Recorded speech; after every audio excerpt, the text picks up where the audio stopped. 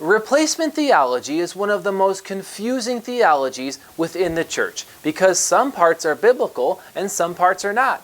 First, it teaches that the church and Israel are two separate entities. However, the Bible teaches that the church and Israel are one and the same. Salvation is a matter of the heart and not of the flesh, for God tells His people to circumcise the foreskins of their hearts as He shows no partiality. Second, it defines Israel as the Jews and the church as Christians.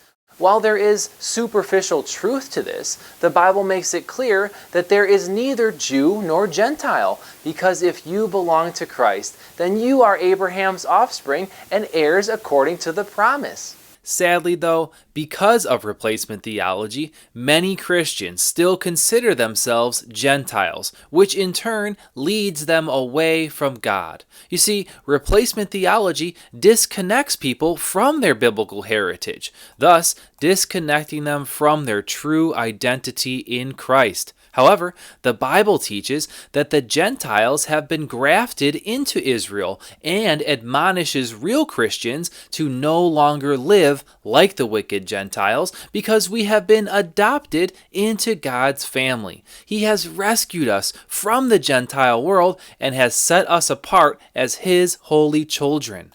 The confusion continues as it also claims that the church was established in the New Testament, became a new entity, and departed from its Israelite origins. Brothers and sisters, this is simply not true. The church did not begin in the New Testament, but had long since been established. Christians had been around for thousands of years before the New Testament.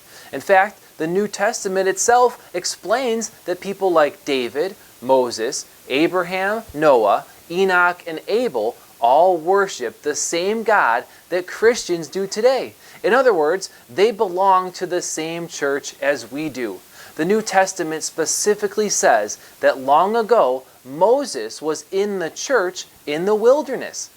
And so, if you obey the Lord just as they did, you are just as much an Israelite as they were. Friends, the real church is not Catholicism, nor is the real Israel Judaism.